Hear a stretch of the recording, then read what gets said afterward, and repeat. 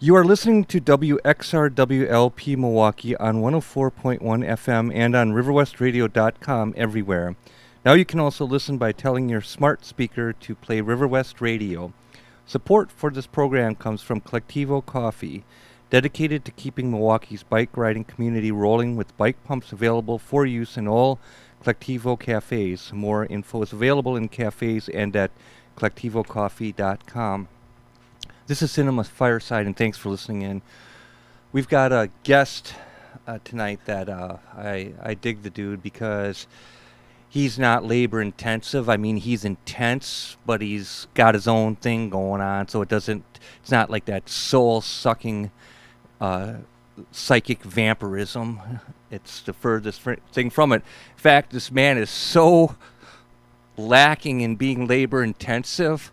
The dude's not even here, man. I mean, oh yeah, that's funny.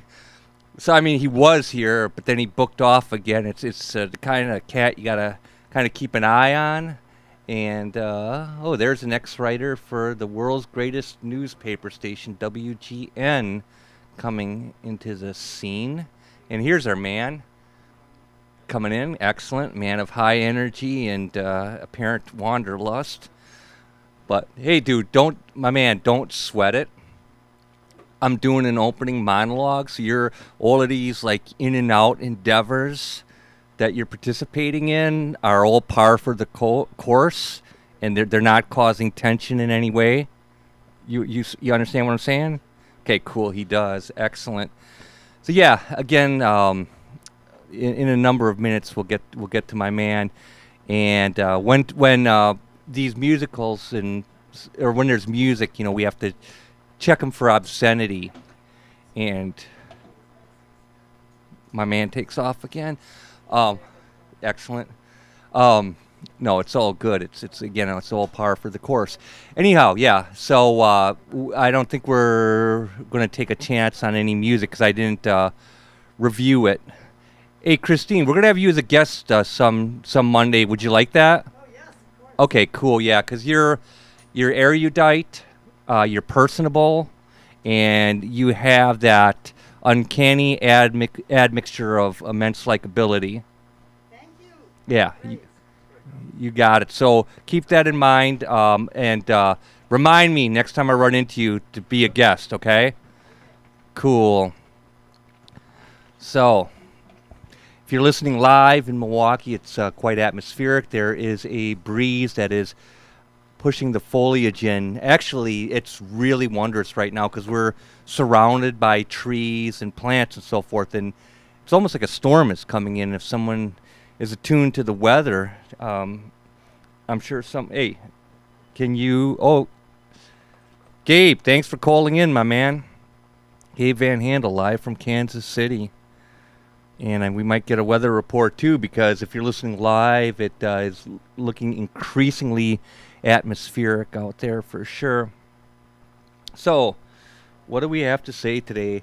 And we got caught up into something else, but it was heartbreaking when it was announced, man, we just missed a 35 millimeter print of Barry Lyndon. And yeah, there's additional heads being shook in remorse. Yeah, we got some. I think during the show, if you're listening live, we're gonna be good. Thank you. So, yeah, no rains come in, but it does look daunting for sure. So yeah, heartbreaking to miss a 35 millimeter print of Barry Lyndon here in Milwaukee. We just got caught up, so not cool, not cool at all. And Jason. I'm not calling you yet. But you're a man that's ready at any time, right? No, you're not. You will be on when I push this blue fader up for sure. I hope everyone's well out there and kind of like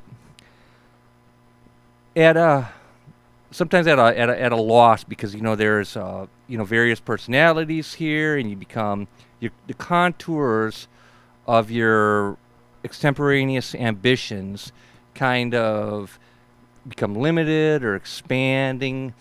expand or whatever. So I don't. In this situation, I'm gonna probably introduce my guest sooner than later. I don't know. Rented some films. One of them is Quills, which is yet to be watched, and then a exploitation 70s film is yet to be watched. So looking forward to that. And actually, I got a pretty cool book today from my colleague. It's on Jim Jarmusch.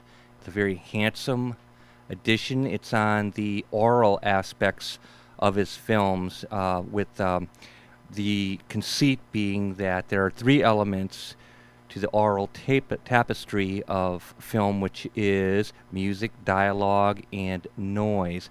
The noise being actually, one could say, like sound effects or whatever else is in the sound design, in addition to dialogue and music. So I think I've seen all of Jarmusch's films from, there may be a recent one. I'm not sure if that was missed, but there's I think Patterson was the most recent. I know I've seen like Permanent Vacation from 80, Strangers in Paradise 84, Down by Law 86, Mystery Train 89, and then I think Coffee and Cigarettes is 91, or it might be Night on Earth actually. But anyway, it seems like all of them have been seen, and right off the bat I began reading it this morning, because once you start reading a book, then you've already got a head start and doesn't collect dust for many months. So our guest tonight, and I thank you, Gabe, for holding on. Our guest tonight is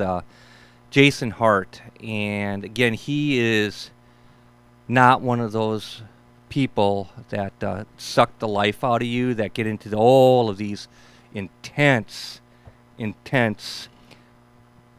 okay, songs to play on radio. And are you for real, for sure? You will be on. So yeah, we'll actually, I'll once I get off track here, I can look up one of those songs, and okay. My man, are you aware enough where you know what we can and cannot play on the radio? Yeah, I took a photo. So Okay, a photo for what, evidence? no, I took a photo of the name. Okay. All you would have to do is plug this computer in. Okay. Maybe we should. Hey, you know what, Jason? I'm gonna get you on the air here. Just 1 second. So anyway, Jason Hart is not one of those soul-sucking people. He's in his own universe. He's got his own thing going on. He's fun to be with, and yeah, it's like we can probably have a conversation, right? Jason, you're on, dude. Can we have a conversation? Yeah. Can we have two conversations or three? Yeah. Okay. Of course we can. I mean, I like to keep it. Let's do three at a time at least. Okay. Let's see. Okay. So Thank my you man, so much for those compliments, Mark. I what appreciate compliments? It. Oh, did you not hear yourself speaking? No, I earlier? never listen. You don't listen to yourself No. ever? Okay. But I'm sure it came from the heart. It did, and it went to the heart. Cool. Yeah, I mean, you may as well just be straight up. I mean, I'm with this beautiful, dynamic woman at the same time thinking my life is going down the toilet, man. What? Thank you for being shocked. It's not what you think, though. It's nothing to do with that. It has to do between me and me, right? Okay. Because if I'm not doing my thing, it's regardless of this individual, if I'm not doing my thing, then my life is going down the toilet. Okay. Okay? So that's what I mean. Okay. So it doesn't matter, you could be on a roller coaster ride. Your life is going down the toilet. You could be at the greatest feast in the world, and your life is going down the toilet. I guess. You know what I'm If saying? if that's what you want. If you're into some, you know what I'm saying? And the reason why I say it, because then you keep looking over there like in shock. Okay, so then I have no idea what you're talking about. I know, then be with this, man. Okay. So when we sit down at the desk and I actually start working on this essay that's due, start feeling good about things, utilizing that, Yeah. utilizing God's given mission that he's put you on, right? Okay. So the reason why I say that in such brutal terms is because it's the truth. Okay. And oh yeah, how are you doing? Okay. Yeah, we have wonderful times. There's no doubt about it. And that can happen anywhere or anything. But if you are only giving yourself like 10%, that's failure, dude. That's on the road. Failure is not a matter of whether you succeed at some task or that. It's like, are you living up to your potential? Yeah. Right? Yeah. So Right.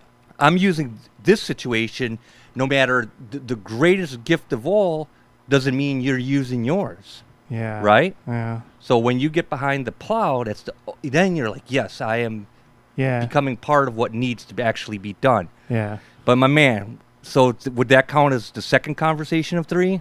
Oh, yeah. I mean, that's at least one. What was the first one? It doesn't matter. Yeah. That's the past. Let's talk about that. I've been struggling with that myself because I've been struggling with one of my old demons is procrastination.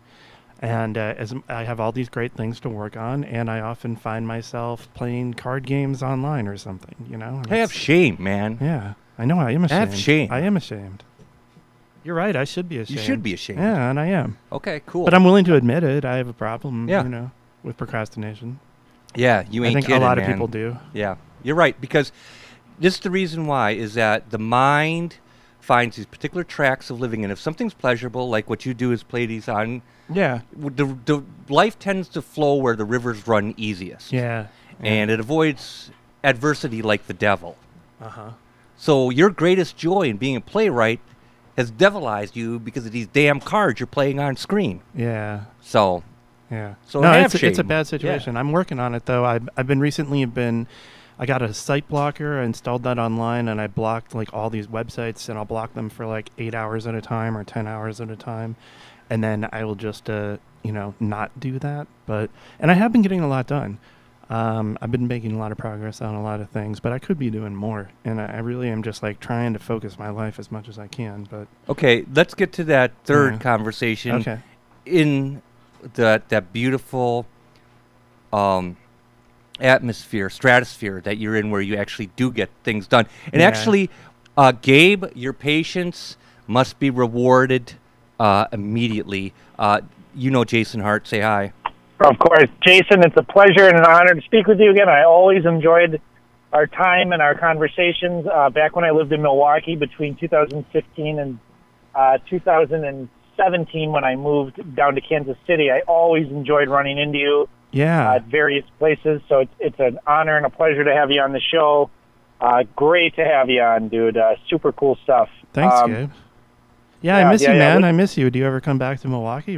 Or very, very rarely, and few and far in between. But when I do, it's almost all straight daughter time. It's like it's such a short trip, and I've got so much stuff to do, and it's just so packed in. It's not like one of those like long 2-week trips where like I can relax and hang out with people and like just go places and just spend time and just run into people. I so wish I could do that, but I'm just not going to be able to do that for quite a while. But it's I come back at least once or twice a year at the bare minimum. So, but anyway, so super cool to have you on. Mark has said you have another play that's been completed, so that's super cool. Yeah, tell us about that, Jason.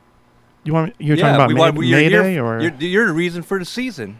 Okay. Well, let's talk about Mayday. That's like it's a full-length musical. I wrote the book and the lyrics, which means I wrote all the words.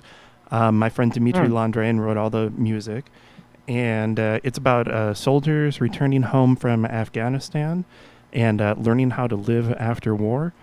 Half of it takes place in Kandahar in Afghanistan in around 2009. And then half of it takes place at Walter Reed Hospital in Washington, D.C. in 2010. And we see these same characters. Most of the characters are American soldiers. There are Afghan people in the show as well, in the parts in Afghanistan. And there's also some people who are Americans who aren't soldiers. But the main four are soldiers. It follows 4 American soldiers. What got you into playwriting, my man? Oh, wow. The thing that I really started with was always sketch comedy. I always loved it. from when I was a kid. I love the Kids in the Hall, for example. Kids in the Hall, Saturday Night Live, Monty Python, Mr. Show when that came out, stuff like that. Absolutely. I love that stuff, and I always just wanted to be, like one of the kids in the hall. Who are the kids? I don't watch television. I mean, not that I really give a damn, but who are these kids in the hall? That's a Canadian sketch comedy group from the 90s. Among the best of the 90s. I mean, there was like The State, there was Kids in the Hall, there's the Upright Citizens Brigade. I mean, this is not television in that normal disregarding sort of sensibility of like, oh, it's just TV. Kids in the Hall is groundbreaking, and it's really kind of avant-garde. It's groundbreaking television. It's groundbreaking comedy. It's groundbreaking collaborative writing. It's among the best creative comedy in any medium from the 1990s. And its reputation, I think, beholds the reason that it's held in such reverence as being, people that don't even watch television have a reverence for that kind of stuff because it is so well performed. It's so well shot. The filmmaking's great. The execution. It's not just hinged on single note irony.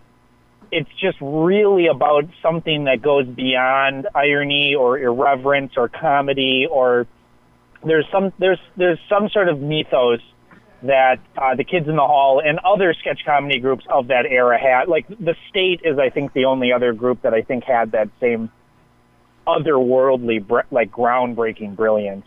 The Kids in the Hall. In the 90s. I mean, there's just nothing like it. Yeah, but when did Mr. Show start? Like 2001, or was that late 90s? No. Mr. Show was 94, 95. Well, I thought Mr. Show was pretty groundbreaking too, in a different way. Yeah.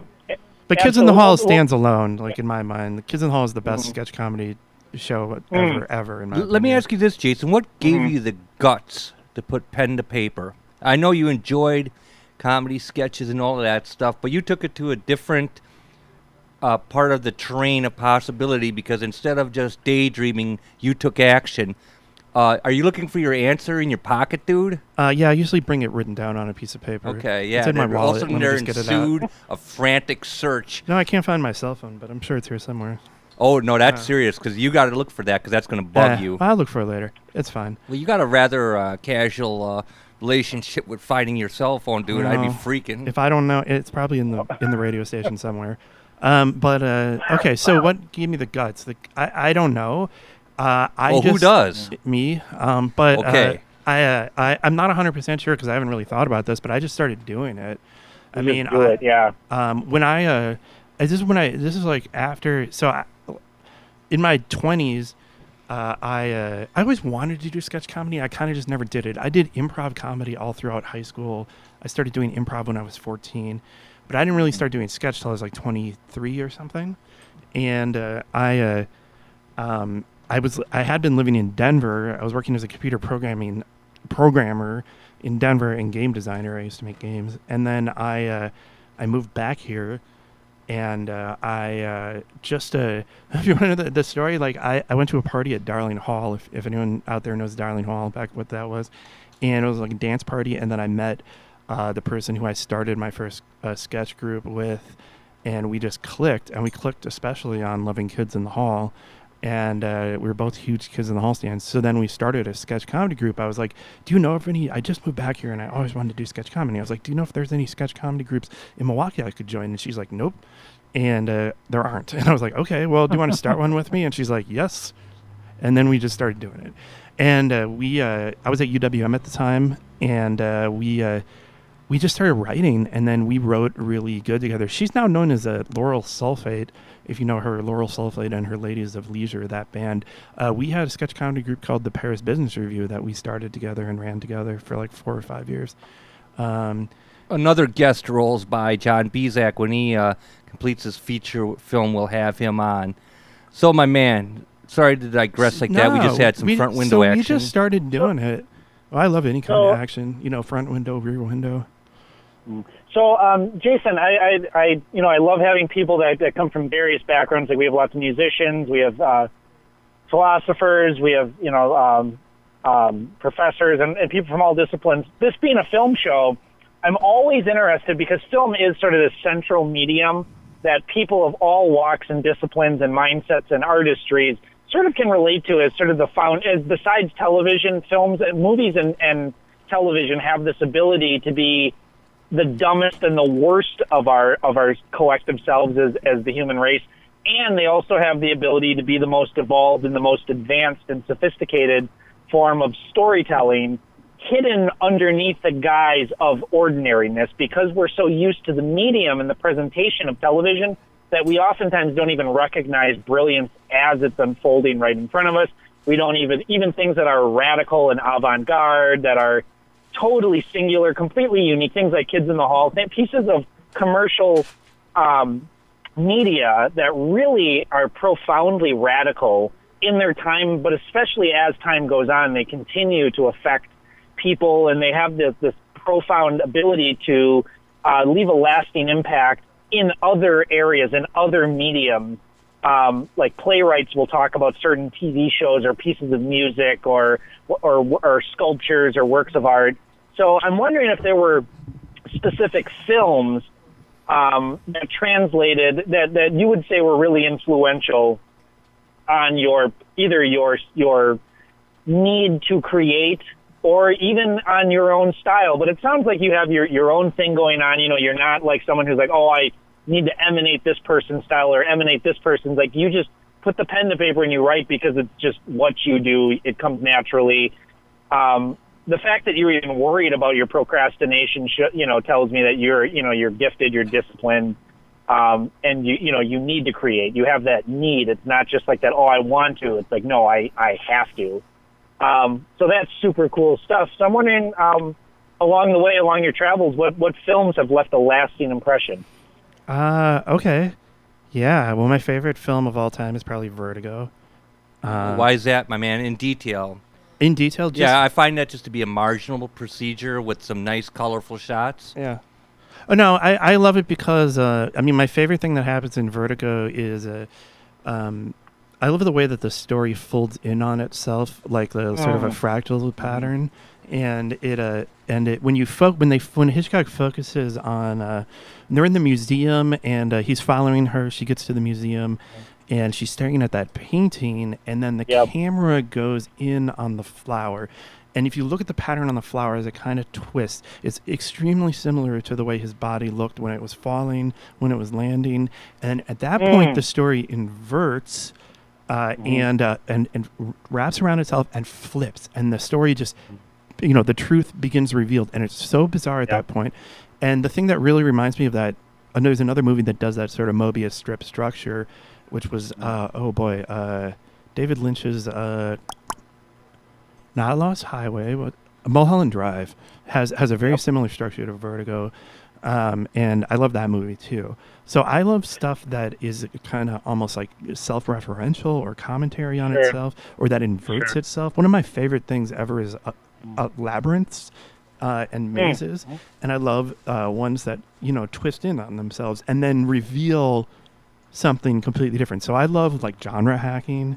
Like where I love to write a book that's in I'm working on a book like this, but I would like to write something that's like in one genre purportedly, but it's actually a different genre, Sure. Well, Cronenberg kind of plays with that, where Paul Verhoeven, David Cronenberg will play with genre or the trappings. Yeah, absolutely. Like Existence is one of my favorite movies. I'm sorry, Existence? Existence. Yeah, it's Existence. Oh, absolutely. I will say so this. This is the relationship with Cronenberg. When I first saw Existence, I was like, man, this is like crap. This is like total. I can't even believe how could this even happen. It's very cheesy. The second time that I saw it, it was a transcendental experience. Yep. Well, luckily, I didn't actually see it till like 10 years after it was released. Otherwise, I probably wouldn't have I would have been too. I don't know. It came out basically at the same time as The Matrix, and it's like it's so much better than The Matrix, and it's on the same. I couldn't agree more. Yeah, I saw it in the theater with my mom. We and at that time, we had to drive like an hour and. I didn't even hear about it till like 10 years after it was released. Like I just missed it, But I think I was like 19 or 20 when The Matrix came out. Okay, so Gabe will be back in instant action. So yeah, Existence. That's another movie that has that same sort of pattern. I love that pattern for some reason.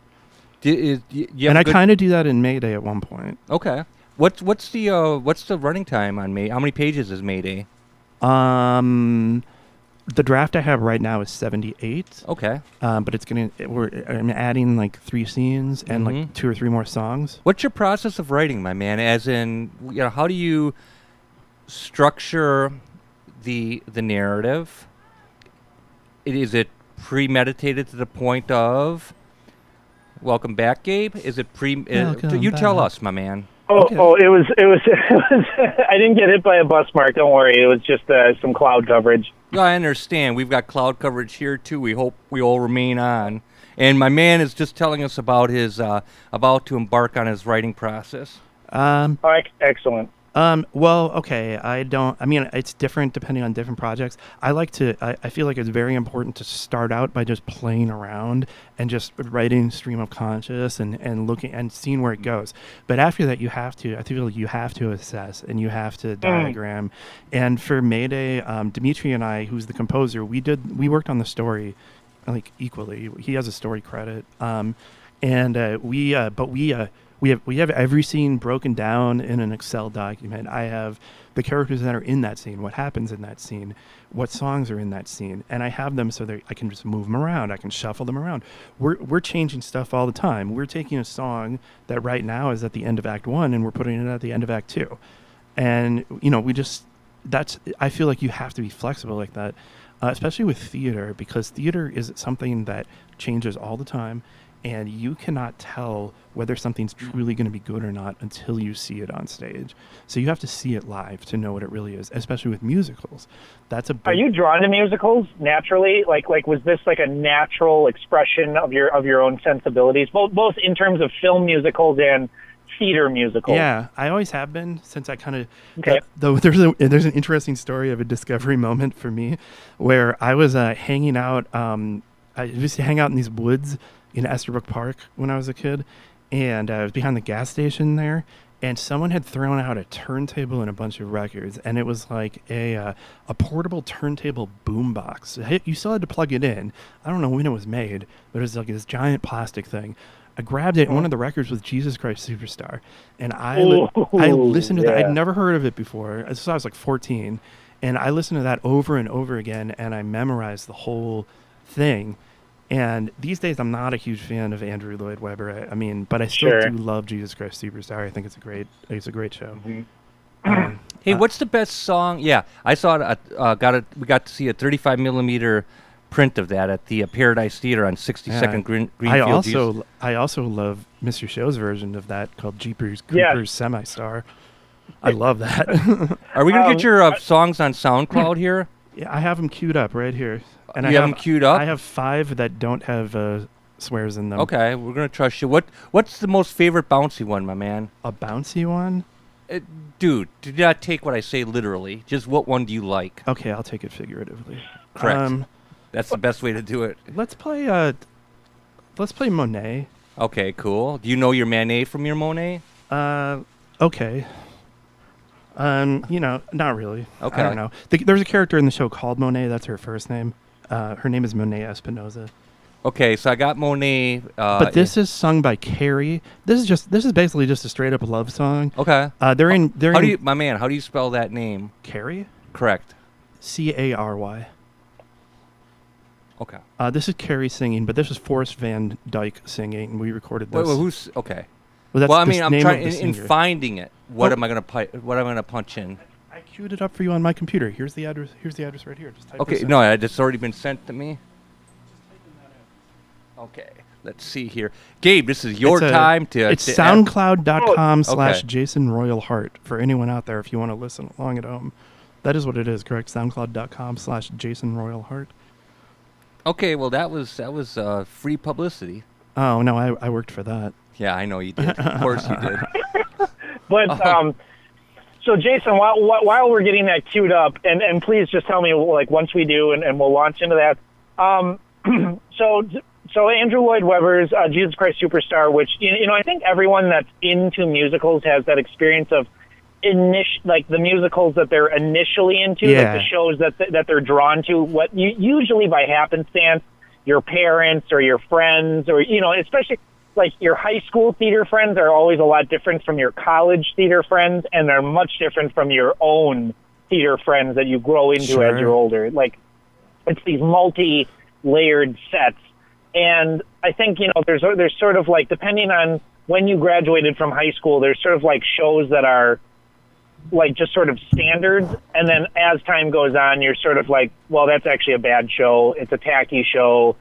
But you can still, it's just like, like music that you grew up with, or music that you was part of the foundation of your childhood. You don't have to have reverence and love it, but you can still love it. And I think like Cats, Phantom, Jesus Christ Superstar, Godspell, there's so many shows that are like that where they're just bad, they're tacky, but there is something really amazing at the same time. There's a grandeur and a sort of, there's just something really, really special about those kinds of shows. But I would say, what kind of shows are you drawn to now? Like, what would you say are your favorite musicals that you're into? I can break it down for you. Contemporary musicals. Yeah, let me break it down for you. My favorite show of all time is Company by Stephen Sondheim. I also love Sweeney Todd by Sondheim. Hey, Jason, did you see the documentary Company on the making of Company? Yeah. How was that? I've yet to see that. It's very good. The documentary from like 70 or so? Yeah, it was on TV. Oh, man. I've seen it a couple times. Was it on public TV, my man? I think so. I think it was on PBS. Nice. Yep, it was on. Yeah, I caught it on PBS. When was that, Gabe? Well, Company came out in the early 80s. I saw a rerun of it. I want to say that was a couple of years ago. It was made in the 80s. Company came out in like the early mid 80s. Oh yeah. The movie was made years ago. I saw it on television on like Channel 10, maybe like 5 or 6 years ago, on a rebroadcast of like an old documentary. But yeah, that was like a PBS documentary from the 80s. No, I'm talking. There was a film from the 70s, a documentary on the making of Company, shot on film. Yeah. I think that was actually sponsored by public television. Okay. Yeah, they think that was like a PBS documentary that was made. There were a number of documentaries that were funded about contemporary theater in the late 70s and the early 80s, like that. There's that film. Well, there's the feature film, A Chorus Line. There was just more interest in film and documentary about theater, I'd say, in that period of the early to mid 80s. There was that period where there seemed to be a different. Who's the one man show? The guy that does those one man shows, like the most prolific one man theater production actor. He's done tons of single man shows. He's bald. He did Swimming to Cambodia. He did. Oh wait, Spalding Gray. Spalding Gray. Yeah, I'm reading his Crazed Diary, man.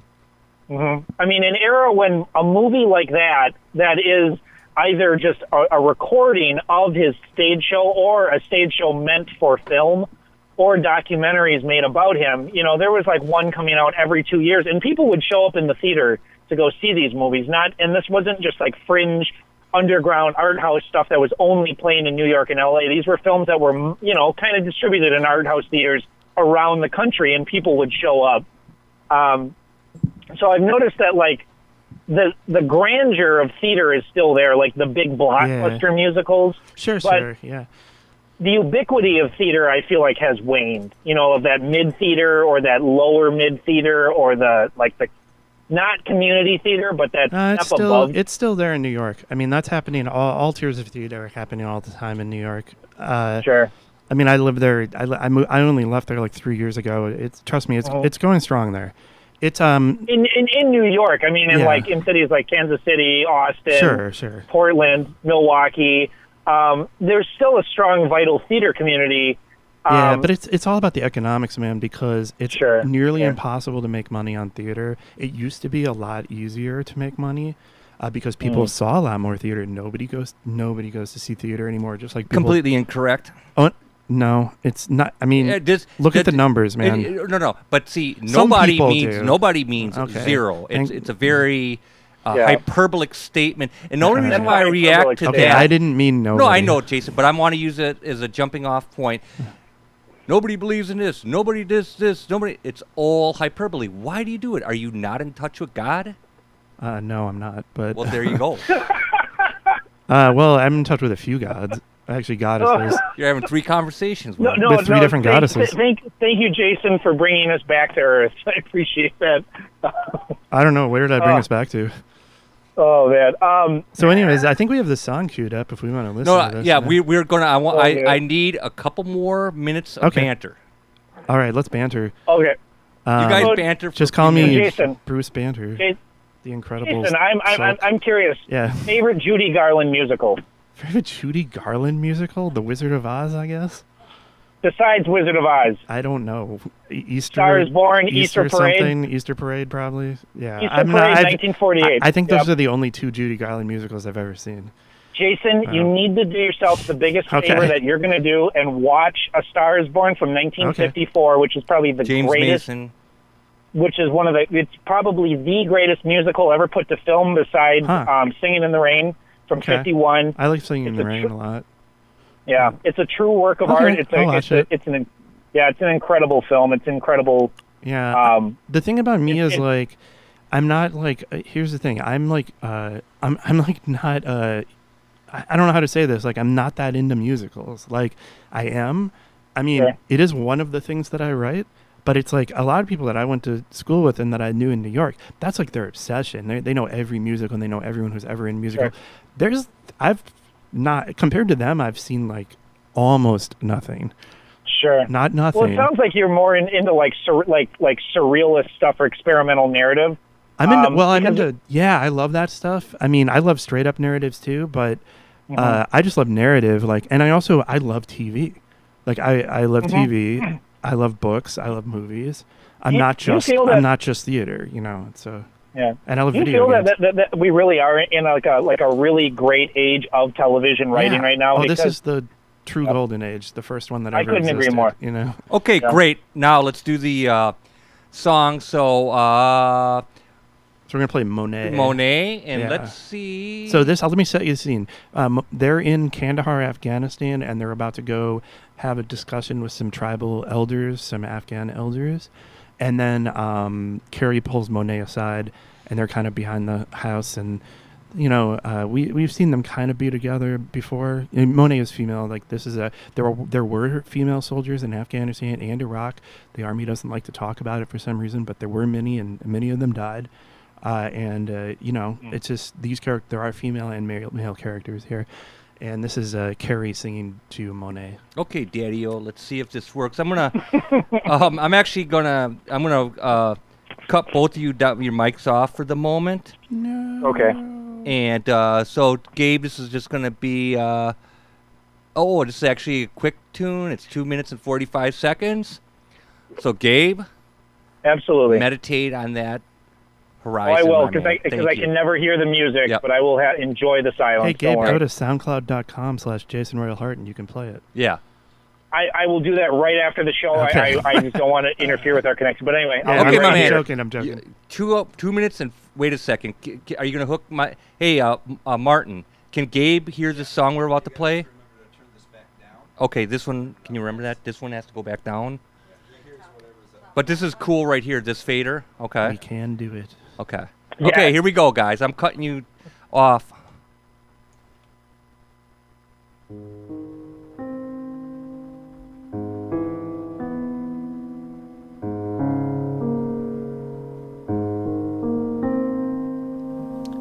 Without a care, in desert air, our footprints write sandy love poems. Please take my hand and understand, I'm terrified and I need you, Monet, Monet.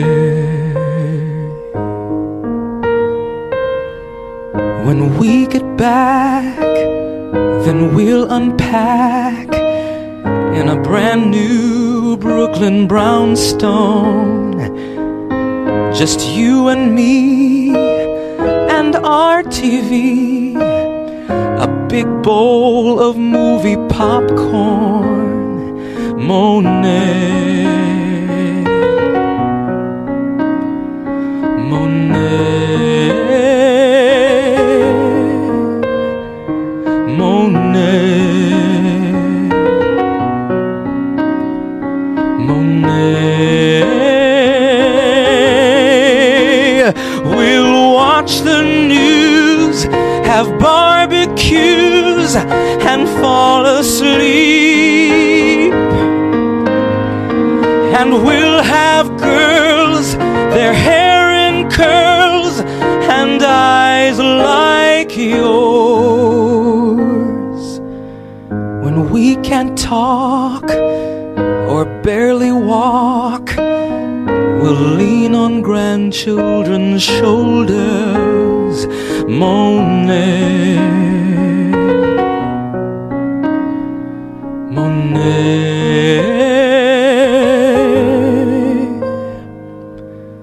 Please take my hand and understand, I'm terrified and I need you. Monet, Monet, Monet, Monet.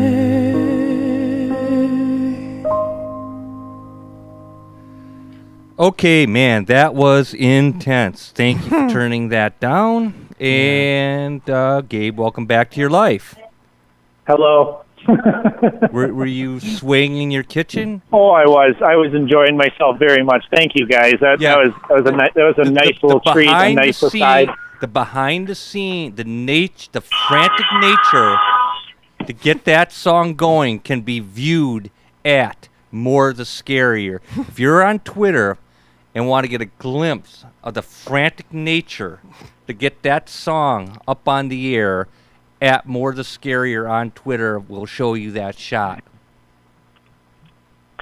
Excellent stuff. So, Jason, where is this play being put on? Where it just happens to be being put on? Well, right now I'm working with the Underground Collaborative Theater, which is Matt Kempel's theater in the basement of the Grand Avenue Mall. Okay. Matt Kempel is the guy who runs the Fringe Fest and the Comedy Festival. He started both of those festivals. So he has a great theater down there. Isn't the Fringe Festival this weekend? It may be. I'm not sure. I'd have to look. Not quite sure. The Comedy Fest just happened, so I kind of don't think the Fringe Fest is right now. Whatever plays have you done, my man? I have another musical called Satan's Private Washroom. Which is that must be intense to hang out in there. Yeah. It's about some people who are trapped in Satan's bathroom in hell. And that's a short musical. I don't have any other like full-length musicals. Did you say you do straight narratives too? Yeah. Well, I've had a couple. Does Satan sing in that one? Yeah, absolutely. Okay, great. Absolutely. And I've had shows produced in Milwaukee. My play, The Record, was produced here. Which one is it? The Record. What's that about, my man? It's about a record. Nice. The Record. It's about a record producer who makes a record, and there's a lot of religious stuff going on. It's very religious themed. It's it kind of, and it has a lot to do with the radio. There's a radio DJ who's one of the main characters, and I'm not really. It's hard to explain what it is. It's not. It doesn't always make sense. And then I have another. It made sense to you. Not even to you. Okay. No, but that's fine. That's doesn't cutting have to. And I had another show called Stop the Clock that was produced in Milwaukee. What was that about, my man? That was about three. Take us down memory lane. Yeah, wow, it's a long time ago. That was produced at the Alchemist way back in the day by Pink. That's a neat theater. By Pink Banana. And that's about three characters. I don't know. They inhabit a space. It's very surreal. It doesn't even have like a narrative. It's only like 7 minutes long, 8 minutes long. It's a short play, and I think it's like exactly 7 minutes long, and the character is like, it starts at 11:53 and it ends at midnight, and it's like timed out to those times, and it's really just like those characters are just embodiments of like parts of my personality or the voices in my head. Or parts of those conversations. Yeah, to me, it's 3 parts of me having conversations with each other. That's a very avant-garde sort of show. That's like the most avant-garde I've ever gotten. I've had some other plays produced too, but also when I had the Paris Business Review, we had a 90-minute sketch show that we put on many times, and we had like maybe in total like 120 minutes of material that we would rotate in and out. We made 4 movies too that we would show. So I've done a lot of that stuff. Hey, my man, were you ever familiar with the American Film Theater? No. That project from 73 to 75, where they adapted 14 plays pretty much straight form into film. I think that you get a kick out of that. John Genet's The Maids, The Man in the Glass Booth, The Iceman Cometh, and that. Oh. Mm-hmm. American Film Theater from 73 to 75. It was by subscription to theaters across the country. Okay. So Jason, Yeah. get hip to that. I will. Well, it's very similar to like the Royal Shakespeare Company and the way that they will do events in theaters. Like they'll either live stream events, or you can watch recorded events, of Shakespeare productions in like art house theaters and increasingly multiplexes as well. Mm-hmm. They usually have like a more contemporary, like household name like Benedict Cumberbatch or something like that, like someone who has more name recognition, who also has Shakespearean chops, and then they'll do like, Mm-hmm. King Lear or something like that. And it's, a world-class production, like the best Shakespeare company in the world. Some of those productions are really good. I was really skeptical. I was like, well, because I could care less about the filmmaking. It's just like basically like PBS television. I'm paying full price to go to this movie. Not at all. Just great theater, great acting, a totally immersive experience, worth the dollar. Well, I really want to. What I don't see is I don't see why people are not live streaming theater. And one of my ideas, I want to try this with Mayday, is sell tickets to a live stream. Like I don't think theater's not meant to be watched recorded. It's meant to be watched live. That's why it's theater. Otherwise, it would be a movie. But if you watch it live through the internet, how is that different from being in the audience? Except you can watch it from home. Well, they've done like live televised theater for. I mean, a great tradition in television was actually doing live theater. ABC, CBS, but especially ABC has carried on that. They still do it. Like they just did Jesus Christ Superstar with John Legend. Oh, did they? It was awful. I was not aware of that. I only got about 20 minutes into it before I had to turn it off. I wanted to turn it off after about 5. But yeah, ABC still does these huge, mega live productions. They did The Sound of Music with Carrie Underwood. I saw their awful version of Grease. I think it was them. Yes. Someone did a really awful version of Grease. It was terrible. Yep. And they're the ones that they've done in the last 10 years, I would say, have really fallen because they do these big, extravagant, Rodgers and Hammersteins or Andrew Lloyd Webber musicals. Yeah. The big Why? There's the so big much loud there's musicals. So much good new stuff out there, Exactly. Yeah, it's not the smaller, it's definitely not David Mamet that ABC is doing, or even like smaller off-Broadway productions, or the smaller theater circuits in Chicago or even in Des Moines, which I guess has a thriving or even theater like scene. big new ones. Like this is the real problem. This is the big problem with musical theaters. Everyone's doing revivals because they know it's a safe bet. So almost everything on Broadway these days is a revival. Everything on off-Broadway is a revival. Less and less new stuff is being made, but great new stuff is being written, But there's so many things they could put on TV. Hamilton, Avenue Q, You're in Town, Peter and the last 5 years even. Yeah, just, stuff that just came out. Or even stuff that's only 15 years old or 10 years old. Rent, put Rent on, like, instead of doing South Pacific or something. You're in Town. Which is a great show. Yeah. Yep. I mean, I love South Pacific, but I don't need to see it again. I saw the great version. It's like, the version on TV is not going to be worth watching. Yeah. Yeah, I couldn't agree with you more. Well, what's happening basically with that form of theater, like the blockbuster theater, is it's a safe bet. Like you were saying, like the money, the talent is still there. There's just as much great talent being utilized or that wants to break out, and there's just as much good stuff being written or produced on a small form. But it's just that this big stuff, it's like the sequel, the Marvel of major cinema is all the sure bet. It's because it's a safe bet. Yeah, they're just theater producing is very hit and miss. If you have a hit, you can make a ton of money, but most things are not hits. But they know that if they run a revival, that people are going to come see it.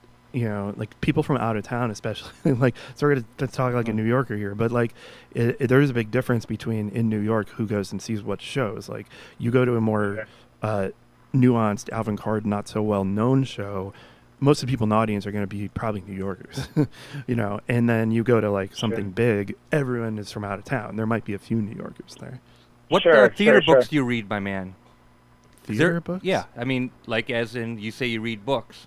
Oh, I don't think I've read a book in like 7 years, but okay. Honestly, I don't know. I wouldn't even know how to answer that question. Okay, because there's some. I have the stage writer's guide, but that's a business guide to stage writing. Okay, gotcha. That may be actually in the library. Yeah, you could. But dude, I've got book. hundreds of books on theater, man. Plays and about theater, and on a populist. Yeah. What's his name? I did enough of that in college. Oh yeah. I'm kind of done with it. Yeah. Rock on. So. How does your mind work? I wish I knew. Okay. Yeah. I mean, do you chastise yourself, or are you full of blind ambition and you just Jason, go to it? Jason, can we have you on as just a regular totally. guest, as like a counterpoint to Mark? This banter, it's not banter, but this just this call me Bruce banter. The flow, the short single sentence answer, immediate reply. No fussiness. The improv background, man. No ambiguity. Just a straightforward just straightforward, absolute answer that answers the question. I will do it if you play another song before we're done here. Okay, so my God. Okay, so are we? Is it gonna? If we, what we could do actually? We could do a part 2 with you and play that song. Because if I play that tune. That's gonna nuclear winter the rest of the show. Okay, well then we don't want that. Well, it's I think it's a good close. Yeah. So, what I was gonna say is because it's really mega cool to be reading about writing for theater and behind the scenes, and that's what I was asking you. Well, what do you read? There's a wonderful book, and I cannot about this guy kept a journal on his theater making, and I got to find that book because I read the first part of it, and I want to get back to it. And there's just a lot of, if you're into Edward Albee, Mel Gusso's I like Edward Albee. Well, my man, Mel Gusso's biography of him, I think you're gonna dig. Okay. All right. I'll check it out. Cool. So, how do you see the rest of your life, my man? Oh God. I don't. Well, this is what I want to do. Yeah, I want to get this musical made, produced, and then we want to get it back to New York, and then hopefully get on Broadway. We are trying to get on Broadway. We'll settle for off Broadway, I guess. I want to do that, and then I have a couple of books I'm writing. I'm writing a book called Free Money, Why We Need Economic Democracy, and then I'm writing a book called Economic Democracy, Why We Need Free Money.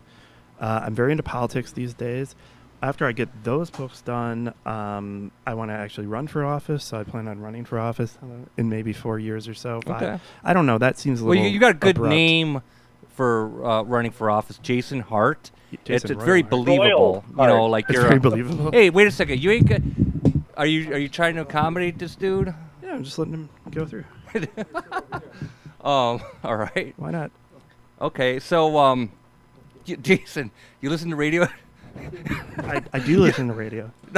You listen to radio dramas, man, because that's very much like theater. No, but I want to do. Well, I do sometimes, but we're gonna do one here for May Day. Do you want? Are you? Do you want to be in it? Yeah, I do. Okay. See, this is what I like: things of mutual benefit, where the narrative moves forward. CC's going to be in it. George Darrow's Cool. going to be in it. Well, you got an eclectic cast. Yeah. When yeah. are you doing this, my man? As soon as possible. We are talking about airing it. We're recording it. It's about 90 minutes long, and then breaking it into 3 episodes. And then CC said he'd air them on Life Welcome to Reality, and then George might air them on Musicology or something. I don't know. So, are you essentially the producer, the one putting it together? Well, count me in. Okay. But okay. You So want to play Jester? I don't know, man. I got to know what's up with this gentleman. Well, you have the script, right? Oh yeah, I do actually. Yeah, you know what happens is that people give me all this stuff to read, and it's like, first of all, I have to personally know you before I'm going to spend like about hours and hours and hours and hours and hours and hours of my time in your world. It takes you that long to read 78 pages? Yeah. Wow. Well, no, not Hours 78. and hours. No. That would take about 90 minutes. Or a couple hours. No, I'm just saying, man. You have the script. I gave you. I know, copy, it's in a white So if binder. you want to know who Jester is, it's in that binder. What's the man's name? Jester. Okay. Oh, his What's- real name is Gus Rose. Okay, spell out how it is in the script. Jester. Okay. That's his army Okay, name. that's what I'm going to look out for. Yeah. Yeah, it's an honor, and I hope that we do this sooner than later. Okay, I'd happy come back for a part 2. Oh, no. Are you sure you want to close 5 tabs? Close 5 tabs. I would only close 4. I don't care. I'm going to, because you know what I want? I want that digital clock back for the end of this show instead of the analog one there, unless they're actually synced up. Yeah. So I just close. You're getting your kicks, Gabe, and I Wow. appreciate that. That's awesome, man. It's Yeah, it so is, good to hang because- out with you, Gabe, man. It's been a while. Oh, Just Jason, don't forget I to eat miss that you celery. so much, dude. I think about you regularly, and Wow. it's such a treat Okay. to have you on the show. What are you Thank doing when you're thinking about me? I'm mostly thinking about these wonderful heated discussions that we had in the back of River West Radio Yeah, about how's just that the graphic? most random, non sequitur topics. And then it would always be, Jason, I really have to go, but okay, Yeah. One more okay, thing. we're gonna chat, and then we'd end up talking for like for 3 or another 4 third. hours in the back. How's your graphic man. novel going? I've hit the brakes on it because fiction and film studies it's got to be one or the other. I did reach the end of it. It is done. It's finished. Wow. Congratulations. I just never got forward on getting it published. And the guy that's in charge of the art just doesn't want to draw. So Well, we'll get that squared Well, there's away. always But I'm time, the guy man. in charge at a time, and it's time to say goodbye, Gabe, and heartfelt Absolutely. thanks. God bless you, Absolutely. Gabe. Thank you, seeing you, guys. Gabe. Bye, Jason. We'll talk to you soon. Bye-bye. Bye. Okay, we have 45 seconds left. Jason Hart, thanks for being on. We want you back on again because Thank you. are manageable. Great. But Am I malleable? yeah, well that gets dicey. All right. It was a pleasure being on, Mark. Thank you for having me. Oh, absolutely. And Jason, bless your heart, my man. Thank you. So Jason Hart, that's our guest. Totally cool. Run into the man on the street. He gave me a script, and now we're going to roll ahead with it and do an audio version of it. So that kind of rocks. I got the mic off, so feel free to subtly. My man's coming in discussing personal business here. Okay, I got to keep my eye on the prize here. We will be on at the same time next week on WXR WLP 104.1 FM Milwaukee. To hear past episodes, visit riverwestradio.com/shows and click Cinema Fireside.